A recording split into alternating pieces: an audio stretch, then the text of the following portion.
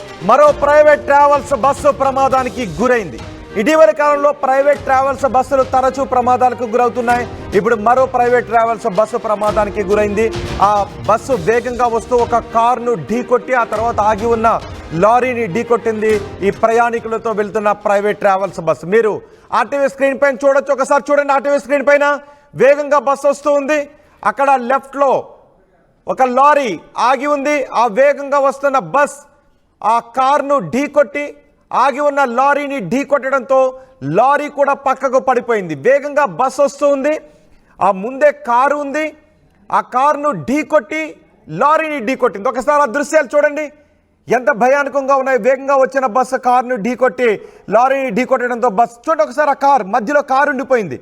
ఒకవేళ ఆ కారుకి చిన్న చిన్న సొట్టలు మాత్రమే పడ్డాయి. ఒకవేళ మధ్యలో ఉండుంటే ఆ కారు నుజ్జు అయిపోయి ఉండేది, కానీ ఈ బస్సు మాత్రం నుజ్జు అయిపోయింది. ఇక్కడ మీకు కనిపిస్తున్న తప్పేంటి? మీ అభిప్రాయాన్ని కమెంట్ బాక్స్లో తెలియచేయండి. అక్కడ లారీ ఆగి ఉండడం తప్పు, అంటే హైవే పెట్రోలింగ్ అధికారులు తప్పు. బస్సు వేగంగా వస్తూ ఉంది, ముందు ఒక కారు ఉంది, అక్కడ లారీ ఉంది. వేగ నియంత్రణలో లేకపోవడం ఆ బస్సు తప్పిదం కూడా. ఇటీవల కాలంలో ప్రైవేట్ ట్రావెల్స్ బస్సులు ఎక్కువగా ప్రమాదాలకు గురవుతున్నాయి. నిన్న కూడా చెప్పాం, ఆర్టీవీ గతంలో కూడా ఒక డ్రైవ్ను నిర్వహించింది. హైవేలపైన అనధికారికంగా ఆపి ఉంచుతున్న వాహనాలపై అధికారులు చర్యలు తీసుకోవడంలో విఫలమవుతున్నారు. అందుకే ఈ ప్రాణాలు పోతున్నాయి.